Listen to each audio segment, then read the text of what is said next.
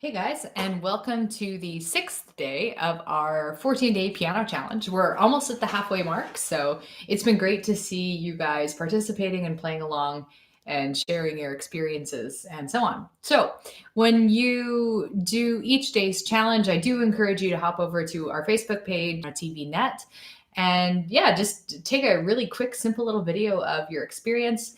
The whole point of this 14-day challenge is to just get you trying new things and adding a little bit of fun and interest. This is a time of year where people tend to get really low motivation with piano. It's some combination of it being the middle of winter, being in the middle of a season. I just generally find that motivation tends to tank at this time of year. So that was one of the reasons I wanted to do this challenge right now. So hopefully you've been having fun with it. And this is the kind of challenge that it should only take you 5 to 10 minutes per day. Like I didn't want to add to your already busy lives and busy practice sessions by, giving you these huge projects. So today's activity and the sixth challenge is going to be, again, 5 to 10 minutes. This piece, I want to work on a specific piece. And this is the first time we've done this in the challenge. So previous to probably the closest thing we've done to this so far is I think it was day 2 when we did Bartok's Microcosmos, and I just asked you guys to pick any piece from any of the Microcosmos collections, practice it for a little bit. And this is different because I want you all to practice the exact same piece. And it is Polka by Kabalevsky. This is from his Opus 39 collection for children. And I know it was a really common thing in classical music and romantic eras and stuff like that to label collections of books for children. That was just the fashion at the time. So don't be thrown off by titles like Schumann's for children or Album for the Young or Tchaikovsky's Album for the Young or any of those. There's tons of them because you can be an adult and still get a lot of great value out of these. This is a book I also try to force on pretty much all of my students, even if they've been playing for a really long time, because there's the nice thing about this collection is that the pieces are really short, digestible, and they each build a specific type of technique. And even if you're at an advanced level, like you're a grade 8 student or something, I would still have you go to the very, very first exercises in this book and just work through them to really isolate key important techniques and do it in an easier context. Because when you're learning grade 8 level music, as an example, it's harder to isolate individual techniques because there's just like so many things happening all at the same time. But this gives us an opportunity to really kind of compartmentalize different skills. So one of the reasons I love teaching the polka in particular is because it teaches a really, really useful and pretty common skill. And that's doing 2 different techniques in each hand. One hand is doing legato, it's going to be the left hand, and then one hand is going to be doing staccato, which is going to be the right hand, because those are your only 2 hands. Those are our 2 options, unless there's like some of you out there with like 3 or 4 hands. And if so, please let me know, because that sounds like you have a good career as a piano player. What am I talking about?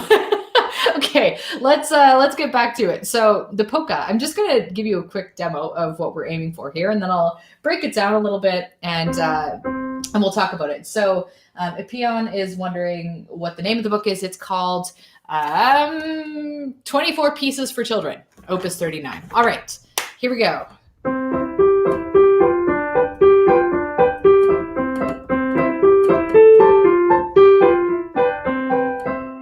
All right, so it's really short, right? It's like, I don't know, like 15 seconds. I don't know how long that took. But here are the key challenges. So the left hand is doing short little phrases, 2 bars, and some of them are 1 bars. So you have this specific way of articulating the left hand, and your right hand is doing chords. So usually we tend to play our melodies in the right hand. So one of the challenges too is just doing a melody in your left hand, because the right hand's providing our staccato, our accompaniment in 6ths and 3rds. So when you put them together, it's really difficult at first. You might find your hands fight each other. You might find that the left hand starts turning staccato on you because it tries to copy the right hand, or you might find that your right hand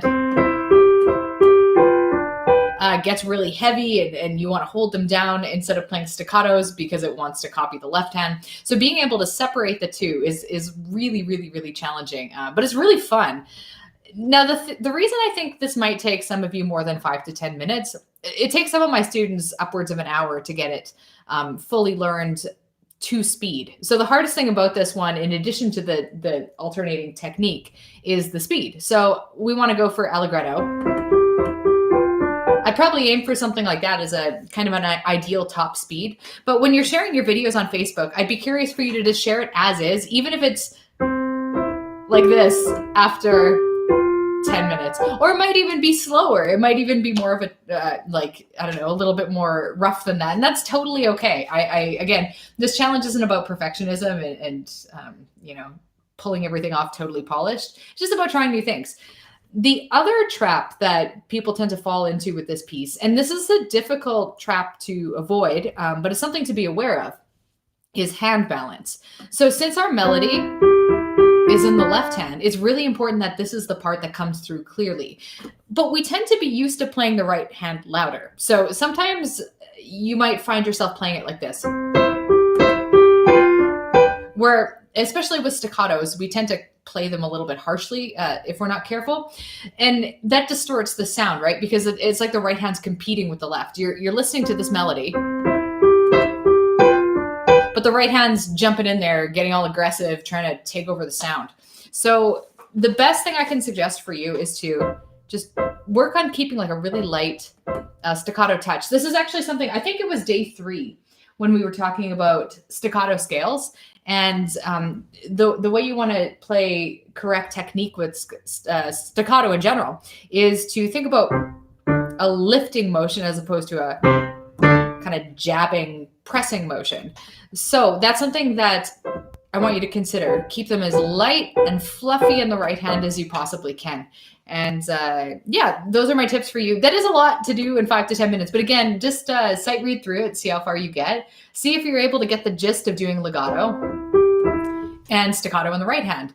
And again, like even people who are a little bit more advanced at playing piano can find this quite difficult. So it is a preparatory level piece. Like it is kind of meant for people in the first year or 2 of piano. But again, it's a tough little technique. So I encourage you to explore it. I will hop over to Facebook immediately after recording this to share, I'll just give you a link for the music or even like a download file or a PDF or something like that.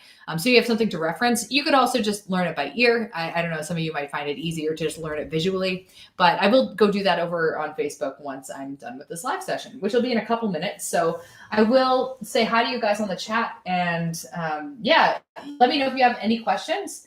I'm just going to kind of look through. Honore says, sounds cool. Thank you. Nice to see you here. Rambling is another good one. Pretty much you guys should all pick up this book and read through all the pieces. It's a lot of fun. Not just the polka, but like every piece in this collection. Siunia, hand independence things are always difficult, but I definitely want to try this out. That's great. Yeah. Hand independence is like the constant perpetual struggle of playing piano, because most instruments don't require hand independence in the same way, right? It's like if you're playing the flutes, you're creating one tone. You're not creating chords or anything like that. And you're using 2 hands to achieve the same end. So I don't know, maybe like a flautist, is that how you say it? Might, disagree and say like, you need a lot of hand independence to do that. But that's just my, I don't know, maybe self-involved perspective as a piano player. Anthony's wondering, oh, hey, Anthony, nice to see you here. Is this on IMSLP? It is not, because it is not public domain in the United States, as far as I know. So that's why I'm going to share the link over on Facebook, probably, within the next 10 minutes here. And Jim, if you don't want to post it on Facebook, that's cool. I don't really have another avenue for you guys to share if you want to share with each other. But I mean, you're always feel free to, you should always feel free to, you can email me your recording too if you want. I know a couple people have done that. So, Rhapsody saying, I don't think any Kabalevsky's in the public domain. So, I guess that might be true. I can't remember when this book was published. It was kind of in the mid 1900s, I think. So maybe it's a little bit borderline. But anyway, I did find some versions of it online if you guys want to check it out. So, Karen's saying, I feel like some standard grade 3 and 4 pieces start to switch between left staccato, right legato, and vice versa. It is deceptively hard. You could look at music on the page and say, like, oh, yeah, I got this, but your fingers start to fight each other as soon as you start trying it. Anyway, I'm going to wrap this video up. As always, I really, really appreciate you guys who have hopped on live to say hello, share your thoughts. It's been a lot of fun. So, yeah, halfway mark. It's almost time for me to go on my travels. So, one of these days upcoming, I'll probably be hopping live from an airport. So, that could be a little dicey with scheduling a time and everything, but we'll do my best and see how that goes. But yeah, great to see you guys and catch you on Facebook and in tomorrow's live stream.